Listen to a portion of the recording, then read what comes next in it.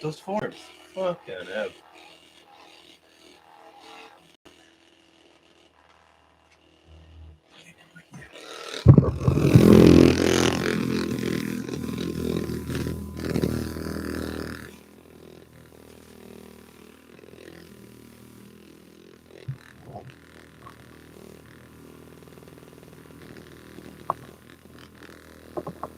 Oh, so spicy.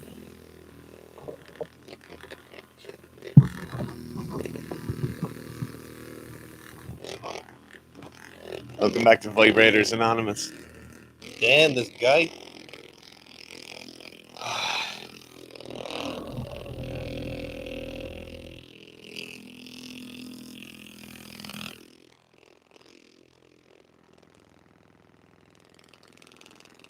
Oh, I just hit my bicep bone. Okay, but There's nobody. Oh, there's people here. there's loads of people here. Okay, so everyone's shooting in Gaxi, Skate, Sorry, I said. Varden. Sorry, so you said everyone's shooting in, but there's nobody shooting there. The boys are saying hello, good evening. Innate Strength says evening. What's the best tempo for squats for strength and size? Best tempo is sitting down nice and fast, standing up nice and fast. Don't, unless you're like a bodybuilder and you're using really submaximal loads, don't be thinking about tempo or time under tension or anything like that. If you want to get a good squat, to get like a good big strong squat and make your legs bigger at the same time, you just need to have correct speed of descent, and you want to be standing up as fast as possible. So correct speed of descent means you're hitting the bottom position with enough force and enough momentum that you're activating that stretch shortening cycle. And then standing up as fast as possible, obviously, is always the way you want to go about it for strength. Balrog says, glad to see you Fitz back as well. I'm glad to be back. I did a circumnavigation of the world. The feelings are mutual, to be honest. You're not glad to be back? I'm not glad you're back. Hey. Swiskies says, aloha. Ian said he can't say, but got his third stripe. Well done, Ian. Nice. Good stuff. Hello. Dan says, evening. Balrog said, how's the horse program coming along? See, the program is done, but we can't talk about it for another while, for a couple of weeks. There's a very exciting update coming soon. All will be revealed, maybe next month, hopefully. Dan says, any more plans for Sika pants? I need more because they're too good. I was thinking about this recently, and there might be a closed launch for Black Friday, maybe, is what I can say. And if there is, we'll definitely do more pants, and we might make some small changes to them, and there might be some t-shirts again. But those pants are so good. They're so good for training. Yeah. And they stand the test of time so well. Yeah. They take such a beating from the barbell, and you don't see any marks from them. So there might be one this year, but if not, early next year for sure. But if all going well on our end, we might have maybe a batch released, maybe for Good Friday, but not Good Friday, Black Friday, not Good Friday. Okay, Skate says, when is Sika Trend being produced? Every day. Yeah. Every day it gets bottled up and sent out. Joe Dixon says, lift heavy or high reps while trying to lose weight? Both. Lift heavy and for high reps. Definitely high reps are really useful for that kind of post-exercise oxygen consumption. So very, very useful. You'll burn a lot of calories, both in the session, but probably much more importantly in the hours after the session. So high reps are super important. The bad thing about heavy weight when you're trying to lose weight is weight loss is just about getting that caloric balance to tip over. So when we start lifting weights that are slightly too heavy, you really start frying your CNS. And once that nervous system kind of gets a bit beat down, it's very difficult for you to get up off the couch and do more training. Very difficult for you to get up and go for a run in the morning.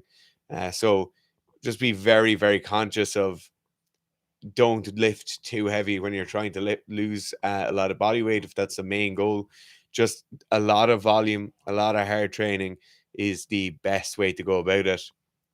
The other bad thing about lifting heavy weights when you're trying to lose weight is that if your weight loss is going according to plan, your top end weights will not be the same. So not only will you be kind of hampering your weight loss efforts, but you'll actually be depressed because you're trying to lift heavy weights and they won't be as heavy as when you were previously at a different body weight. There we go. Verdon says, how do I stop arm bend in the snatches? On singles, I can manage to keep them straight, but on doubles, they get bent slightly. So the only way to stop the arm bend is to stop doing it. So when you have issues in weightlifting technique, you go for a couple of different angles, or a couple of different things that might be contributing to the technical problem. It might be mobility issues, it could be strength issues, it could be technique issues, it could be a combination of those three, it could be a psychological aspect.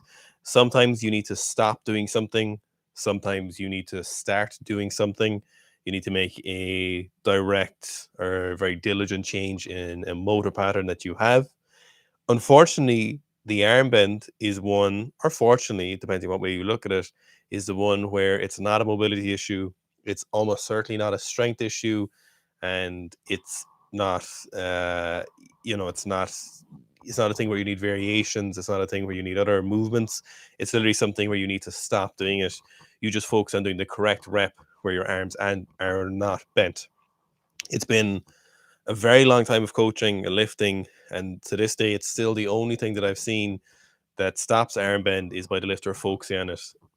I'll be honest with you, just to be kind of brutally honest, it's not that hard to stop doing if you focus on it. I know a lot of times people say, like, oh, I can't stop doing it. But to be as upfront about it or straightforward, you just need to stop doing it, and you've seen us talk about technique and squats and a whole number of other things and how to fix different issues. So take it from us that if there was a nuanced way of doing this, then we'd definitely tell you the nuanced way. But the same thing I tell everyone is to stop bending your arms. You have to physically just stop doing it. You have to go, I'm not going to bend my arms. You focus on it until it's second nature in your lifting. And there's just no other way around it, unfortunately. And I wish there was some nuance, because it seems to be very hard for people to stop doing. But unfortunately, there's just no nuance around it. There's literally no way around doing it where other than stop doing it and cueing the correct repetitions. There's just nothing to do but to stop doing it. Yeah, I think, yeah. It sounds a bit blunt. People get kind of annoyed when there's not some like, oh, you do this drill and it makes everything better. But to be honest, you just have to stop doing it. It takes a bit of time. Not That Strong says, can using straps for the snatch throw your overhead position off?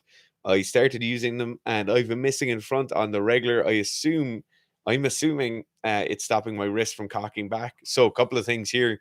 The first thing is, the main thing wearing straps does to your snatch is it usually makes you swing the bar out in front of you. So because you're wearing straps, you get to smash the bar a lot more with your hips. You get a lot more of that kind of bump forward off the hips. So that's the first thing. The barbell is now moving away from you, and it usually moves away in a semicircular pattern as you go overhead. The second thing that straps do is, because you're not actively gripping on the barbell, or not gripping on the barbell as much as you would be, when you make that big contact with the hips, you then don't have any continuation of the pull with the upper back and arms. So after we make contact without straps, usually people do a good job of getting their elbows up high, continuing the pull, continuing to be as vertical as possible. When you're using straps, most of the time, they just swing around their straight arms and that bar kind of crashes back on them. And that's why people miss their lift out in front when they're wearing straps. The thing of not allowing your wrist to kick back in the snatch is a terrible thing. It will be back slightly, but anybody you see with that kind of 90-degree wrist angle is a very, very bad thing. So it might be a good thing that those straps are stopping your wrist from kicking back. But yeah, that's where you're losing lift out in front. It's not because of the overhead position. It's because of the way the bar is getting overhead. Jasper H says, evening lads, could there ever be that body armor program you talked about in the pods? I feel like I need it for weightlifting at the moment. As with the horse program, we currently can't talk about the body armor program, Yes, but but stand by. Alex Gonzalez says, any advice for people with non-consistent work schedules, i.e. setting priority each session, making sure you get all your volume in, even if it means changing the days around? Yeah, so a lot of people have this where because of their work, so if you're doing like 2 days on, 1 day off, or maybe you're on for 2 weeks and then you get a full week off, a lot of people are in these situations, or maybe their kind of childcare routines change around. The first thing you need to get out of your head is that training is a weekly schedule where you do something on Monday and Tuesday and Wednesday and Thursday, and you cannot organize your training in terms of those days of the week schedules. There, to be honest, organizing your training like that is a terrible way of going about organizing your training. But first thing you have to do is get away from that. You then go to probably picking 3 or 4 sessions a week, depending on how much time you have, and you run through those sessions sequentially. So week 1, you might have a lot of free time. You might get through session 1 through 4. Week 2, you might only have 2 days. So you'll get through session 1 and 2. And then the week after that, you'll do the next session 3 and 4. So you run through your program as if it was a sequential list, and you just run down through it. It's not about week 1, week 2, week 3, week 4. It's about a group of sessions that are a group of weeks that have kind of 1 to 4 sessions in them. So that's the first thing you have to do. You have to change that out of your mind. You don't have a Monday session and a Wednesday session. You have session 1, 2, 3, and 4. Then your next block is session 1, 2, 3, and 4, and you run through those in order. The next thing you have to do is understand that your relative recovery, or how fresh you're feeling on that day, is going to have a massive influence. So if you are someone who works shift, it's difficult to get those sessions in. It's a great idea to have your sessions split up into more difficult sessions and more easy sessions. So oftentimes with shift workers, what I'll do is if they're training 4 times a week, they'll have their 2 heavier sessions and 2 lighter sessions marked in the program. Then depending on how they're feeling, if they're coming off nights or if they're about to go into a 3-day block of work, they'll either do the lighter session or the harder session.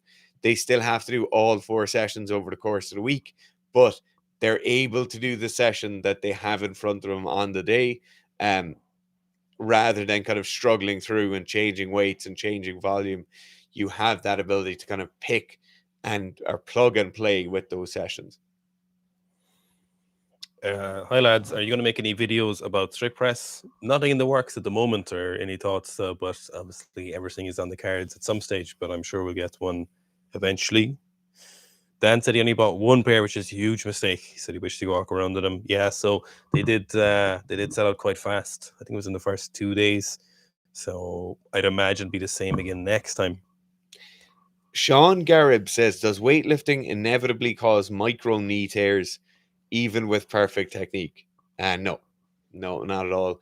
A lot of people experience knee pain and knee discomfort from weightlifting or as they're training in weightlifting. I think the first thing everyone has to think about is that you're asking a lot of your knees in weightlifting. The knees take everything in weightlifting. Same way if you're a deadlift specialist, you're asking a lot of your back.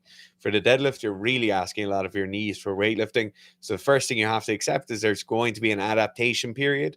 I think for most people, as they're going through their beginner phases and their first 2 or 3 years of weightlifting, they don't ever really truly get into that kind of weightlifting training mode. Most of the time, they're just kind of playing around with the weights or getting used to the technique or getting used to the schedule of training. Once you get into proper weightlifting training, then the knees really do take quite a lot of toll. And that adaptation period for most people is a lot longer than they'd initially think. So they come to the point where they think they're injured or they think they have a serious knee issue. And it's actually just a period of adaptation where that knee pain is quite uncomfortable, and they'll probably have to change some of their loading parameters until those knees get better. But certainly I would say it's not inevitable. Many people go through years of weightlifting without knee pain, and I certainly think it's not kind of micro tears. I think a lot of that knee pain is chronic tightness of the quads that's just building up over time, and then you have some inflammation that's being caused by that kind of constant squatting motion, which does take its toll. it is quite painful. It is uncomfortable, but it's very much part of the sport. But yeah, I don't think tears to the quads or anything like that, or the quad tendon or the patellar tendon are inevitable. Definitely not. It's weightlifting will hurt though. Yeah. Just to be clear on that one. Skate says sumo wrestle Tashiki. I reckon I could pretty easily Yeah. wrestle. Yeah, Tashiki. I definitely couldn't squat more than Tashiki. And I definitely wouldn't beat him in a bodybuilding contest. Yeah. But a wrestling contest, I'd be incredibly confident. James Mahwini says, any tips for not feeling lightheaded with heavy presses? Garth, you've pressed 120. What do you do to not feel lightheaded? I think the pressing thing can come down to a couple of different issues. Like sometimes it's the rack position, sometimes it's a hydration issue, sometimes it's a nutrition issue, sometimes it's a blood pressure issue, sometimes it's any number of things. Sometimes it's kind of a genetic issue where your current biology seems to just not love those massive amounts of pressure, the kind of Valsalva, similar kind of movement from the heavy pressing or heavy squat. Sometimes it's not often you see it from heavy pressing. Usually the weight isn't heavy enough, but obviously anything can make an issue of it. Just be conscious of when and where you're breathing. So if you're taking a massive breath and then trying to finish the whole press movement without taking another breath, generally, if you're at this kind of section, you can be breathing out a little bit or breathing out further when you're there. Just make sure you're not holding your breath for very long, which is probably one of the most common issues with people, but it would probably kind of depend on what you're doing. TBH. Swiskies says, any experience in coaching athletes with chronic insomnia? Any advice on goal setting and changes to make? So yeah, I've had a few athletes who had massive issues with their sleep. To be honest, it depends where that athlete is, what that athlete's doing. If that athlete has a major competition coming up, you just patch it up and get on with it and just get them through the competition. But in most cases, you drastically withdraw the amount of training they're going to be doing. You drastically reduce the amount of stress that they have, and then you go after that sleep as a main focus with kind of every piece of advice I'd give them, to be honest. Even if it meant 2 years of not lifting a heavy weight and just really focusing on your sleep, like the time if you train for an hour and a half each day, or even an hour 4 or 5 times a week, if you put those 4 or 5 hours into very intensive work on your sleep, that will drastically increase your ability to lift heavier weights in the years to come. So I really think insomnia or large or long-term issues with sleep are kind of like a immediate roadblock. Then you stop that and address that and go from there. It's like somebody having a major back injury, and they're not going to kind of train away and try and sort it at the same time. I think they should immediately go after that with 100% of your will, and go and sort that as best you possibly can. I know there's a lot of therapists who focus on insomnia. There's a lot of people who will do a kind of range of treatments, whether that be CBT, whether that's a pharmacological route, whether that's a kind of holistic route, whatever it is, whether that's a thing of going and getting a sleep study done and looking at your metrics as you're asleep or falling asleep or trying to fall asleep. All of those things are vitally important. But for me personally, as a coach, insomnia is immediate roadblock, and you should go and try your very, very best to make that better immediately. Barry Bombington said, are you going to do more squat accessory videos? So yeah, absolutely, for sure. We will definitely get back to that series at some stage. Jam says, how to train around shoulder and bicep tendon pain. Jeez, this is a bit close to the bone, isn't it? Where's that? Jam says, how to train around shoulder and bicep tendon pain. Just avoid the exercise that cause you pain and focus on rehab, ? So I suppose, as we always like to reiterate, we don't do injury questions on this if they're just straight up injury rehabilitation questions.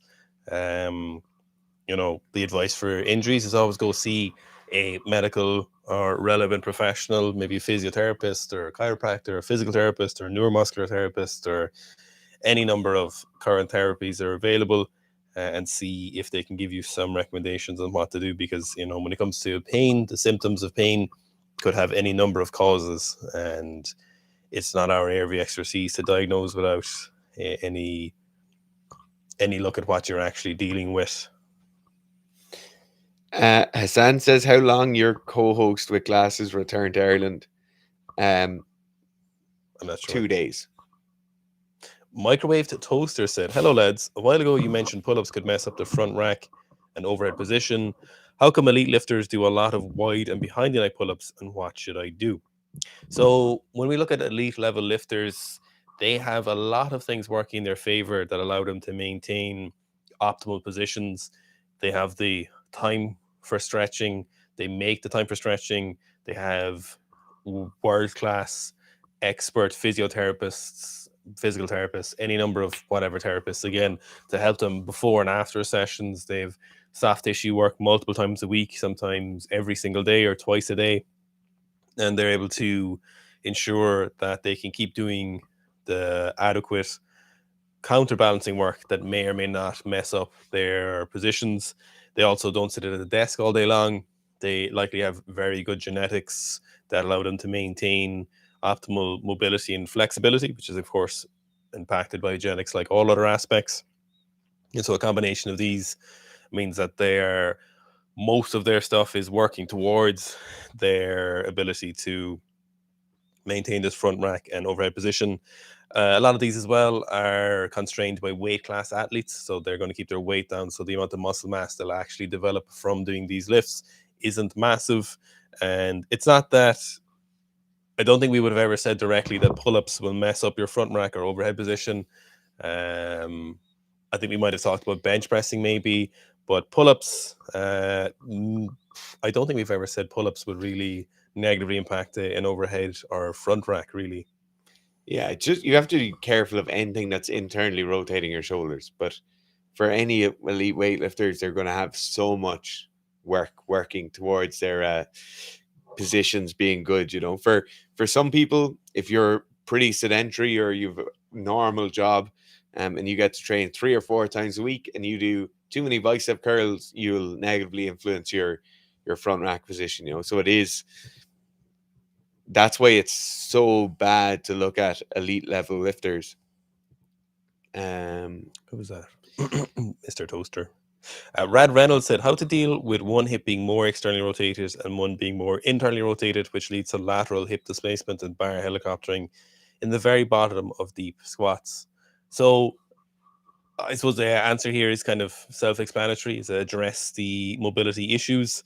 It's rare you'll realistically see someone who has the limits of their mobility or their range of motion from one side or the other being drastically different when everything is working optimally. So if the range of motion, each person varies individually, but the unilateral difference when something's working optimally for most people remains relatively similar or almost indistinguishably similar from side to side. So while myself and Fitz might have different levels of external rotation in the hips or internal rotation in the hips, my left and right side, once fully mobile, whatever that means, will generally be so close to similar that there is essentially no difference. Now, the thing to do here is literally see which side is limited and restore it to what is likely your most optimal range of motion from side to side. So, it could be your internal rotation on one side is much worse than the other, or it could be your external rotation is much worse than the other, and just literally address those. Once you start mobilizing that particular area, once you start doing your external or internal rotation work, you'll very quickly be aware from their biological feedback from doing the movements which side is more tight, and address it from there. Generally, then, once you've addressed this, if this is something that's been going on for quite a while or quite a period of time, you'll probably need to do some more specific or directed stability or strength work, which is basically the same thing. So if you might need to do some clams, crab walks, monster walks, pause quarter squats, you might need to do some maybe back squats with the resistance band or hip circle. You might need to do some different single leg work after you've restored the mobility. But it's, there's no crazy nuance here. It's address the mobility from side to side. The issue here is if a horse kicked you when you were 6 years old on one hip, and now it's forever fucked up one hip, then you do have to really assess what's going on and see if you can address it that way. But if you've no known major contributing factors as a baseline changer, then you just need to address the mobility, readdress the soft tissue issues that are going on, and then address it further then by some specific assistance work. Or you might be lucky, once you address the mobility, once you start squatting, then you may be a solid athlete and you may be able to compensate fairly easily and correct the squat back to a more balanced back squat. Okay, Dan is just saying Swisskies, there's a podcast you could listen to about insomnia. Adam Z says, about your recent trip to Japan, when will Clarence upload his videos? I have no idea. Hassan says, I'd expect those probably one every like 2 months, realistically, for Clarence's. Hassan says, why do you think Clarence moved to the UK? The biggest thing he talked about was convenience.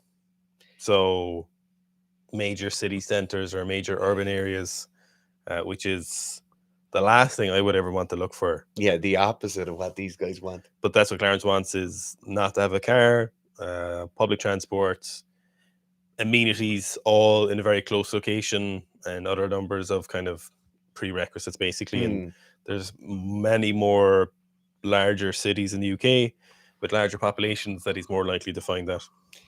Andy Gill says, my elbow's been goose for about 2 months. Can't lift without it hurting. Do you have any tips? So the main thing is we don't answer injury questions. If your elbows are hurt, you've probably got tennis elbow or golfer's elbow. Just go and get someone to look at them.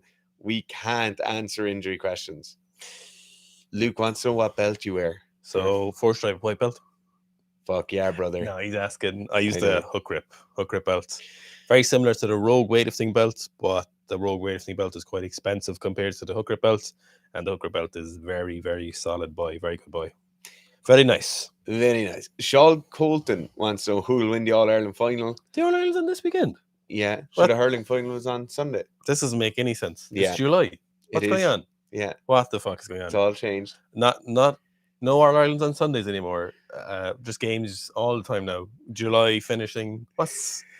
Where is the J I grew up playing? Like, this is nonsense. So we said, who'll win the All-Ireland? To be honest, I'd say Dublin will win the All-Ireland, unfortunately. It's Kerry, isn't it? Yeah.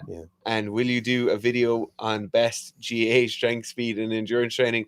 No, we probably won't. The problem with the GA is there are many problems with S&C and GA, and we really don't like talking smack about it.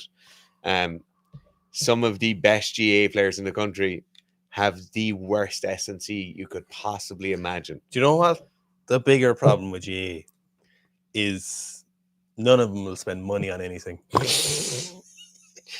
I worked in a gym doing an internship when I was 18 or 19, and a very, very good senior, I won't say whether it was hurling or football team, used to do their S&C in there.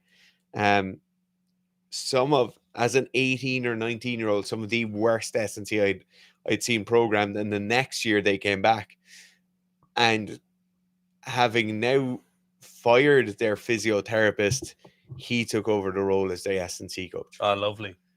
I have never seen more poorly. I've seen a lot of bad S&C. A lot of bad S&C, a lot of poor coaching, a lot of poor programming. This was right up there, and this is one of the biggest teams in the country. It ought to be so easy to do some good S&C as well for GA. Some counties have great S&C. Well, I'd say it would be so easy. Yeah.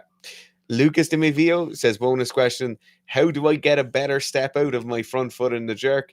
I want my front foot out properly in front of my knee, but it doesn't always happen. It's just the exact same as bending your elbows. That just getting the foot out there, you just need to focus on it more. Also, you probably need to limit the weight you're doing. So that short stepping of the front foot tends to very much be start happening at heavier weights. So you just need to keep it way below that level for ages. You need to smother it and just be strict for yourself. Like, you're controlling your foot and putting your foot out there is something you're doing, and you have to be strict with yourself to make sure you're doing it. Just control it, reduce the weights, add more volume, add more reps, practice it more. But yeah, it really is like the elbows bending. You just have to do it. Luke's also, did you answer the bonus question? Yeah. Oh, we missed the first part. So basically, he's asking about power cleans. So you never really need to do power cleans if it is in a specific scenario and your coach says, oh, you know what, really help here is some power cleans to parallel or hang power cleans or block power cleans. Or generally, power cleans are usually used as a way of artificially reducing load in training while still doing a clean type movement. To be honest, the same kind of goes with the power snatch, unless very specific scenarios. But for most people, the power clean and the power snatch are much lower on the list of necessary movements. They do have their place in the program for sure, but rarely do they need to be in the program unless you're a specific lifter who seems to get a lot of benefit from it. Hassan says, I'm a usual gym goer. I never found a reason to start weightlifting. I just stick to common moves like for lower body squat variety. I'm not sure what the question is. Johnny One Plate says, hello lads, will cardio done in an extreme heat have a positive effect on my strength training? No, No, definitely not. Having a good level of cardio has positive influence on your strength training. You can recover better intra-set. You can do more volume in training. Generally, if you're holding less fat, you'll have lower systematic inflammation. Everything. If you have better cardio, it's better for your lifting. The unfortunate thing is you have to take away a small bit from your lifting if you're doing a lot of cardio training. And in the case of doing cardio training in the heat, you'll have to take even more away from your lifting. So if you were able to lift for 5 sessions a week before you did any cardio, you might be able to lift 4 sessions a week with 2 extra cardio sessions. If those cardio sessions are in the heat, you might only be able to lift 3 days a week as a kind of generality. Tom Miller said, poor old Shane appears to be having an interesting time of it. Yeah, I think hopefully he's all right and all good. Yeah. He still seems to be training and stuff, so maybe he's just cutting loose for a little bit. Yeah, maybe just having a bit of crack. Hakan Bjornseth says, why are your weightlifting programs only 4 days a week, coming from someone who likes to train 5 days a week? So this is just a thing of myself and Owen have coached thousands of athletes over the last 10 to 12 years. And for the vast majority of those thousands of athletes, even the ones who like training every day, they were far better off training 4 times a week for weightlifting. So the option is there. If people want to do an extra session, they can do some light work, they can do some bodybuilding, they can do some work capacity. There's lots of stuff they can do, but it's just a lot better if you do 4 days a week of weightlifting. If you're in the case where you're kind of an elite lifter and you're looking to do 6 sessions a week or 7 sessions a week, then you need to go down a slightly more personalized route, maybe one-to-one coaching. But for pretty much everyone, and we have people on those programs, snatching and clean and jerking, very heavy weights, for almost everyone, 4 days a week of weightlifting with some supplemental work if you need it is the best thing to do. Yeah, so like a lot of times I'll have people who train 5 days a week and they're snatching 160 or 140, you know, and they graduated to the 5 days a week after a long time of doing 4 days a week, you know. A lot of times weightlifters want to train more often, and there's nothing wrong with that. Like in other sports or other hobbies per se, to use a looser term, there's nothing wrong with wanting to do your hobby more often. Like people want to train more because they like it, but unfortunately weightlifting can be so unforgiving. It's not necessarily the best idea in most scenarios, and sometimes we could train an extra day, but like Dara said, it's kind of a kiss me ass day or a fairly meaningless day. But just people want to train that extra, it's fine, but you need to have quality sessions over quantity, and you want to do the least amount of training per unit of given progress that you necessarily can do. Because if you do a lot of training and you're snatching 80 kilos, you're training 6 days a week, what are you going to do when you're trying to snatch 120 kilos? You're going to have to keep training as hard as possible. But if you can get to that 115 or 120 on 4 days a week, and then you can kind of look at, maybe I can move to 5, maybe a little bit more before that. But you want to do the least amount of training that still allows progress, and then only incrementally increase the amount of training after that. Nicholas Larson, one of the OGs. Mm-hmm. Nicholas Larson's been commenting on our channel for years. Hey lads, Owen was very focused on the chest up cue in the Japan videos. Does it interfere with keeping your ribs down for trunk stability, preventing overarching? I don't think, no, is the short answer to that, because maybe if you see a 15-year-old teenage athlete, a boy or a girl, or a 40-kilo adult female athlete, they might have some overarching, but I've yet to see it realistically where someone's chest up has resulted in a overextension. I've literally never seen, there's never a point in the high bar back squat where your back is too rigid. The beauty or the benefit of going into further extension is that we get more rigidity in our spine and our upper body and our torso. So the further we go, generally the better it is for the back squat. And luckily, the limiting factor on that is that no one can go too far realistically. Eventually your spine, soft tissue, or other related body parts get in the way where you can't overextend any further. It's, sometimes you'll see, you'll see those lighter athletes with their hands will be like parallel to the floor, and they'll be super chest up. But even then, in those scenarios, I don't think they're overarched. You'll see a lot of the Italian team might look like that, but it's still a great position for the back squat. So it's very rarely an issue. Sometimes we'll see people, they'll arch a lot, but then as soon as they begin to squat, their lower back goes into a lot of flexion, and that's generally an issue downstream. It's not caused by that overarching, even though some people try to make the argument that it is. That's usually an issue coming from elsewhere. Smith Jitsu says, hey boys, thanks for the live stream advice for the tournament. What's a good way to structure I hope the tournament went well, Smith Jitsu. What's a good way to structure my rowing Tabata rounds, or maybe a good progression to aim for? So what I really like to do with Tabata, or Tabata, depending who's pronouncing it, I always start people off with 10 on, 20 off. I then graduate them. So standard progression would be, my first ever session will be 8 rounds, 10 on, 20 seconds off.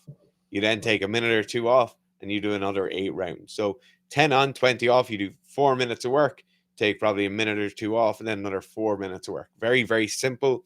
On the rowing machine, you're looking at quite moderate outputs, particularly for jiu-jitsu athletes or kind of sports people in general who wouldn't be used to pulling like mad on a rower. I like to turn that resistance way, way down. So for most of us, we're looking at kind of a drag factor of 7 or 7.5 on a concept 2. I just pop that all the way down. You can block out the screen. The screen doesn't matter. The only thing that matters is your 10 seconds on and 20 seconds off. Once you're then progressing to the point where they can do 10 minutes or so, or 8 minutes or so of 10 on and 20 off, and they have good rowing technique, and they're slowly able to bump that kind of draft up, or that drag factor up on the concept 2. Once they're in that kind of 6, 8, 10 minute bracket, where they're 10 seconds on, 20 seconds off, they're now at the appropriate drag factor for their body weight, and they're rowing with good form. Then you can start looking at those kind of actual caloric outputs, or those watts that they're producing every time.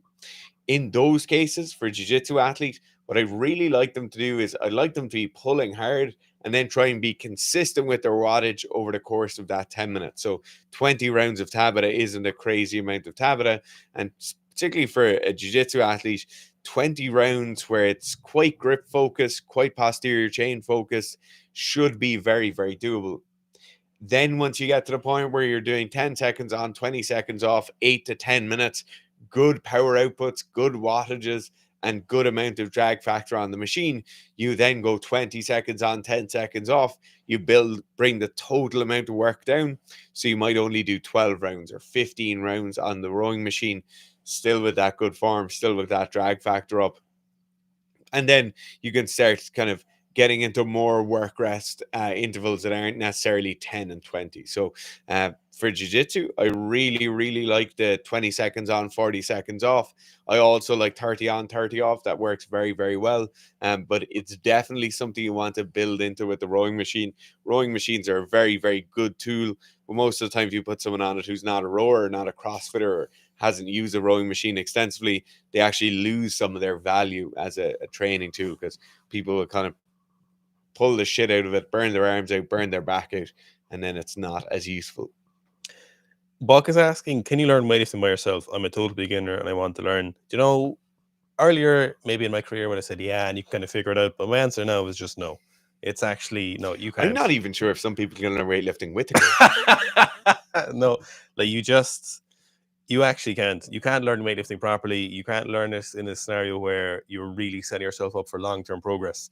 What you can do is you can practice the snatch and the clean and jerk in training or in your gym and make some attempt at it. But realistically, you're not going to learn weightlifting very well by yourself. And I know there's people who will tell you, and they'll be snatching body weight after 3 years and stuff, and they'll blue in the face. They'll tell you can definitely learn it.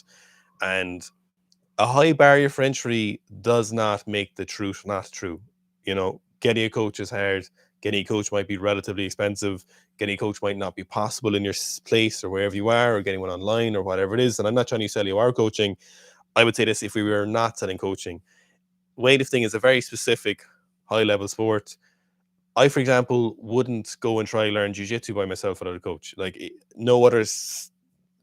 there's no other sports that anyone does this in where they go, you know, I'm going to do ring gymnastics by myself. I'm not going to get a coach. Yeah. I'm going to learn it. I'm not giving out to you, Buck. I'm not specific. This is just a generality. People don't do that with other sports. People don't try and go learn rally by themselves, or they don't just sit into a Formula 3 car and just start gunning around the track. You know, they're brought up through the years to it, and they're indoctrinated into it, and they're put through their ringer, and you start rugby when you're 6, and you're a skills coach, and rugby at that age is going through developmental stages and stuff. But weightlifting is the same. You know, you can't learn, and when I say learn weightlifting, I mean learn it well. Yes, you can do weightlifting, but you can't go do it in a meaningful fashion, in my opinion.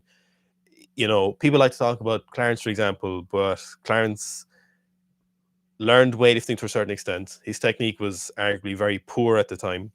I remember when he got a coach, his technique improved drastically, and so did his performance. And, you know, the chances of you even being Clarence anyway are incredibly slim. So I don't like this idea that weightlifting can be self-taught. You can get to a certain stage where you're self-sufficient with weightlifting and then try and improve from there. But I can't even learn weightlifting, and I'm doing it for 12 years by myself, you know, and it's no was the answer to that. Is and the caveat to that is, can you learn weightlifting well by yourself? And no, it doesn't happen. Can it happen? Maybe. Does it happen? Never. Should it happen? No. Squats for Thoughts says, I've squatted 240. I'm the size of a lawn gnome. Will I need to hit the lead supplements corner to get a bigger squat because of my diminutive stature and weight?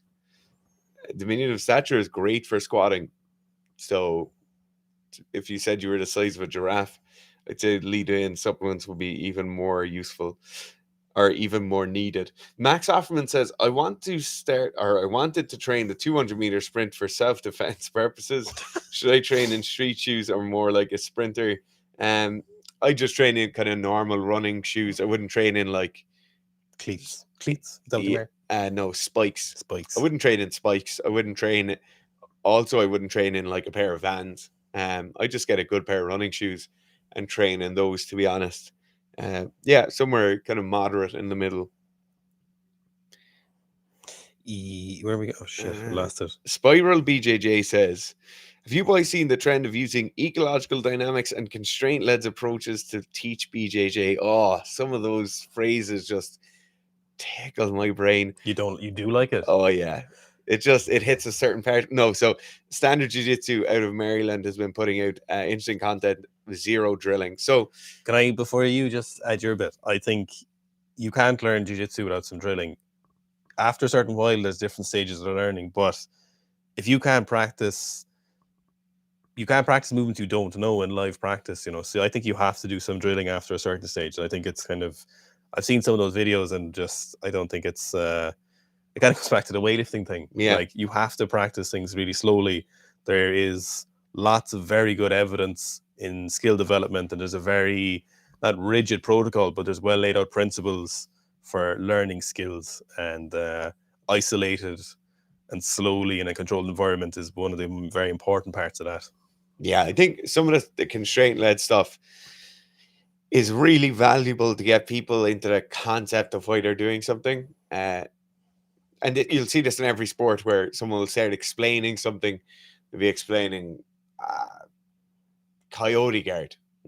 They'll start explaining something. They'll never actually show you what the movement is, or if they show you what the movement is, they won't show you the kind of general scheme of how that movement generally happens. The advantage of constraint-led learning is that, take for example, you put 2 tennis balls, one in each hand. You get someone to sit on the floor and play guard, and you get someone else to try and pass their guard. The constraint there is that I can't get grips. So I have a tennis ball in my hand. I can't grip on your lapel. I can't even grip on your ankle, or a C grip on your wrist.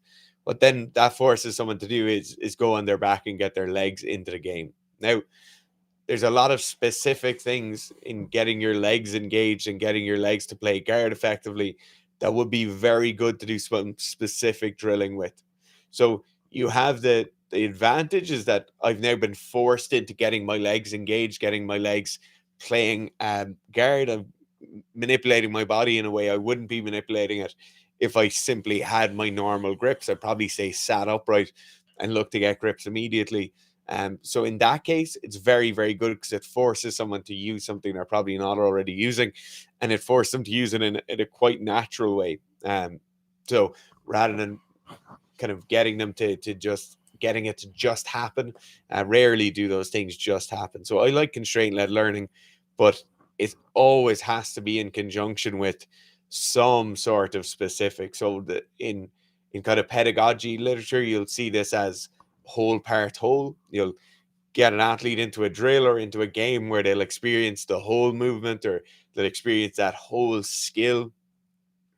Then you'll pull them out of that and you'll put them into a little microcosm, and they'll do part of the movement, and then they'll go back to whole again. If you're looking for an example in weightlifting, you might have an athlete, you're getting them to do a full snatch with a very, very light weight, and they're not doing their first pull effectively. So maybe the bar is looping out around their knees during the first pull, and the bar is getting away from them as they pull it off the floor.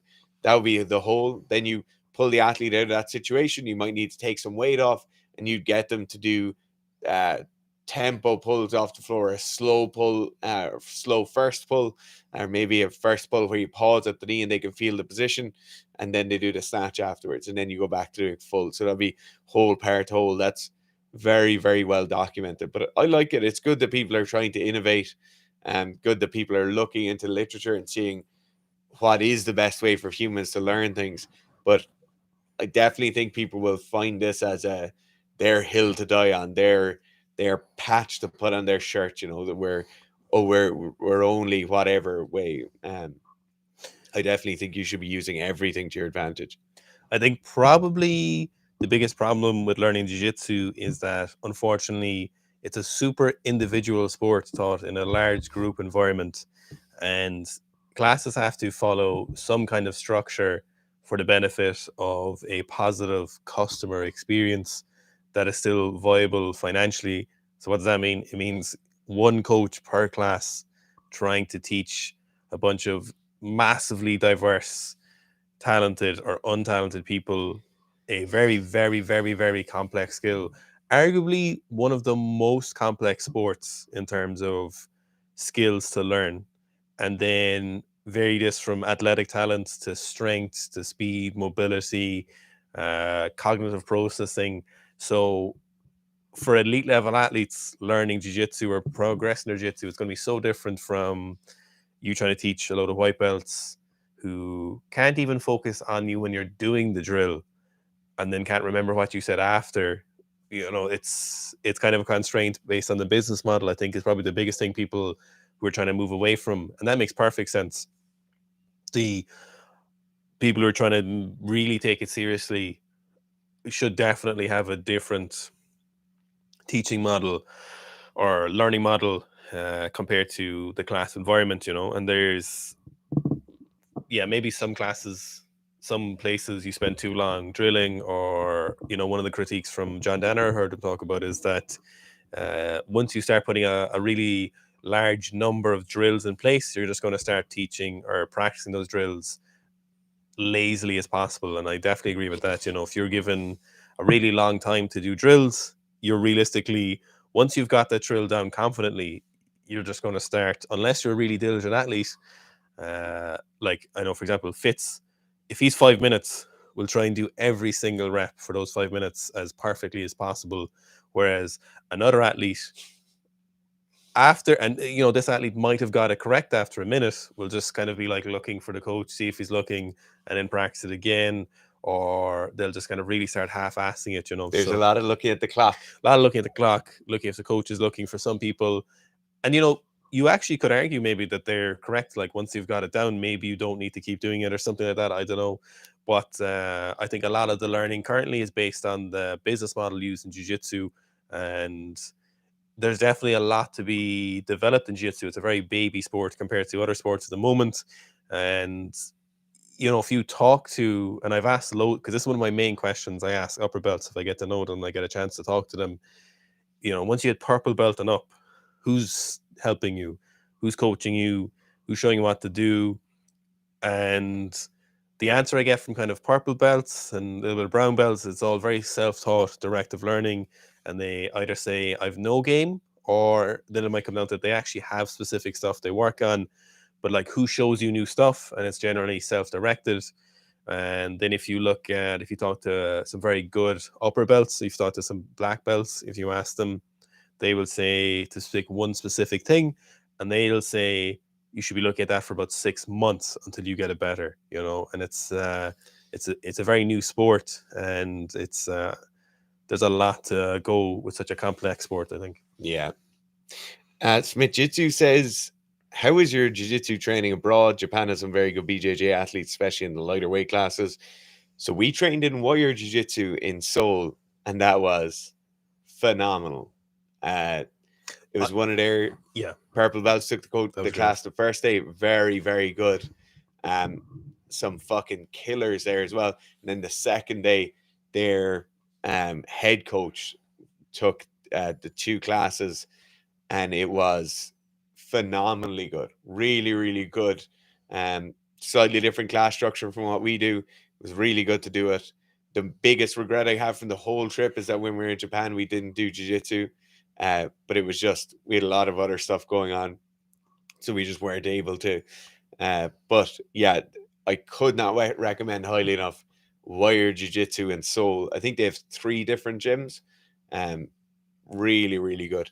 What I liked about their class structure was you did lots of different drills, but you did them for a really reasonable number of reps. You do maybe 30 seconds, or you do 10 each with your partner, and then you'd switch to another drill, and you'd move through a couple of different things, which would work really well if you're doing those classes a lot and there's the coaches a lot of thought into what people are drilling, and eventually you'll get a lot of different repetitions, so you'll kind of learn a lot of different particular drills that you need to be learning, like foot movements or guard passes or certain segments of those. And it does keep it nice and fresh and interesting, which is great for, of course, for a class environment. When you have non-professional athletes practicing a sport, it is good to keep it interesting.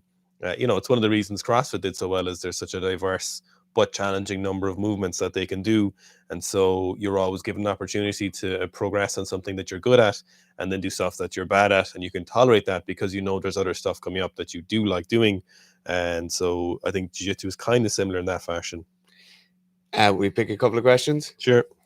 So I have 2 here. The first one's from Evan Lee, and he says, first thing he says, everyone needs to like the video immediately. Thanks, Evan. We greatly appreciate that. He said, when you were in Japan, how many people were taking pictures of one's hair? Done. I don't think any. Nobody in Tokyo gives a shit. We got some strange looks in the changing room in Seoul. Yeah, that's true actually. But It's just rare you get 3 dudes over 100 kilos.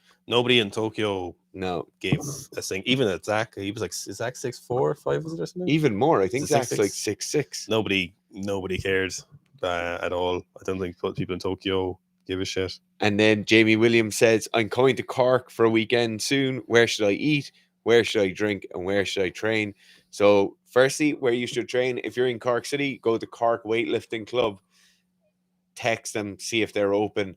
If they're not open, just go to FlyFit in Cork. You can get a 1-day membership for €10. Though both of those are great options for the city. If you're in West Cork, down by Bandon, go to my old gym. It's called Bandon Strength and Conditioning. Message them on Instagram and go in there. They have Saturday morning classes. Great place to train. Where you should drink. So if you're looking for pints and some of the best pubs in the world, you need to go to McCurtain Street. It's just on the north side of the river. You start down on the far end and you go to Sine. So Sine Fada. Sine is one of the best pubs. And then you just work your way down along the street. So there's the Shelburne, there's Dan Lowry's, very, very good pubs. And then wherever you want to eat, it really depends on kind of what level of extravagance you want to go to. There is a Michelin star Japanese restaurant that's supposed to be amazing. If you don't want that level, then you could go up to, there's a place called Barrack Street. Up on Barrack Street, there's a bar called Tom Barry's, and they do pizza out the back. It's very, very good pizza. Yeah, there's plenty of good places to eat. Adam Stevenson, was it those two that got returned? Oh yeah, Adam Stevenson. Where's Adam? Adam, we just got 2. So we just got them back in the post this morning. So there's around 5 different postage marks on them. We'll get you an email out after this. So basically, it's been returned and sent back twice now. But yeah, we'll get you sorted with an email after this, Adam. Okay, I think that's it. Oh, actually, no, sorry. David Zubkis said, 44-year-old guy who is working on increasing vertical. All-out max jumps are great, but tough on knees. Are Olympic lifts a very good sub for jumping stimulus, abs and wear knees, even at a beginner level? Not really, is the answer. So you kind of have the question of, is it the chicken or the egg first, or the acorn or the tree, or whatever? Like, why are a lot of elite weightlifters good at jumping? And most of them are good at jumping because they are genetically predisposed to power sports and they're well built for it, and they have great body to muscle mass to fat mass ratio. And then a lot of those lifters do a lot of jumping and training. So depending, you might look at some literature and see positive benefits to your jumping from the Olympic lifts. And I think you probably see some benefit, but if you're looking for an absent wear in your knees, I'm not sure. If you're a later stage athlete, if you're someone in your 40s beginning this kind of athletic journey, I'm not saying don't do Olympic lifts, but I don't think you should be looking for Olympic lifts as your means of improving your vertical jump. I'd probably look at mobility first to ensure soft tissue is as pliable as possible, and I'd really run down that route. You just don't see people in hurdles, long jump, high jump, pole vault. You don't see a lot of people which are super restricted in the lower body. We don't see people with limited hip range of motion or anything like that. So I'd be definitely looking at soft tissue pliability. The more elastic that tissue is, the more likely you're to be able to attenuate the force developed from your tendons. So I'd definitely be looking at that. So tissue massage would be very, very useful from physical therapists, by yourself. Then looking at range of motion, mobility. Then I'd be also looking at strength development. So strength is incredibly important in high velocity movements or power movements. The greater your strength is, the more likely you're able to contract a lot of muscle in the initial contraction, or recruit more muscle in the initial contraction. So I'd be looking at maximal strength, soft tissue work, and then of course appropriate loading on your jumping. But weightlifting movements would be like, they'd be lower down the list. Like, put it this way, someone comes to me and they're saying, I want to get the biggest vertical jump ever, I'm not looking at some power snatch or power clean first. I'll have some power clean in there, but it's going to be strength work first. It's going to be lots of jumping, or as much jumping as we can manage in appropriate fashion. Looking at soft tissue work, single leg stuff, other plyometric work for sure. Adequate or a really good body mass ratio, or not body mass, body composition. Have they a lot of muscle tissue? Have they less fat mass? You know, a lot of different things like that. But the Olympic lifts are something where it's like, yeah, I don't see it really transferring over unless there's some serious beginner gains to be made. But realistically, by the time you're practicing the Olympic lifts in a heavy enough fashion with the correct technique, it's going to be a year down the line. If you're solid and you've got some good coaching, by that stage, you could have added 40 kilos to your best back squat, massively improved your muscle mass composition, done loads more jumping, improved your soft tissue pliability much more than you could have probably improved on your jumping or in your Olympic lifts.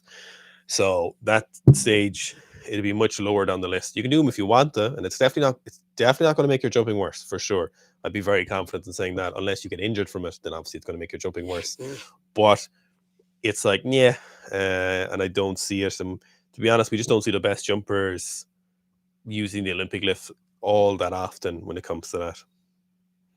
You know, if we look at some of the highest verticals in the world, we're probably looking at the NFL, and some of them are very good at cleans, but they're also just very powerful athletes. But they also do a lot of squats in some scenarios. They're also genetically incredibly gifted. If you had to jump as high as possible to get off a desert island next month, you should be doing a lot of jumping, and you should be losing as much body weight as you possibly can. Those two things. If you just want a vertical, those two things are the way to go. Magnus asking about overspeed, eccentric, high fast speed band exercises. Yeah, so they do seem to be taking off a bit. I would remain neutral on But is it anything. overspeed eccentrics? Yeah, overspeed eccentrics with banded, you know, like push downs, leg curls. Yeah. So facilitated loading does seem to be getting somewhere in the literature, but I would still be very, very neutral on it currently. Yeah. Normal training works. Yeah. I've almost never met athletes, or I certainly don't meet them often, where they're doing everything they can with normal techniques, well studied techniques. Most of the time, people are just looking for that little thing that's a bit different, maybe make things a bit easier. But like, all the best athletes use the normal training. Yes, and as it all works incredibly well for power development. Thanks for watching, guys. Appreciate it. Thanks for all the questions, and we'll see you again next week.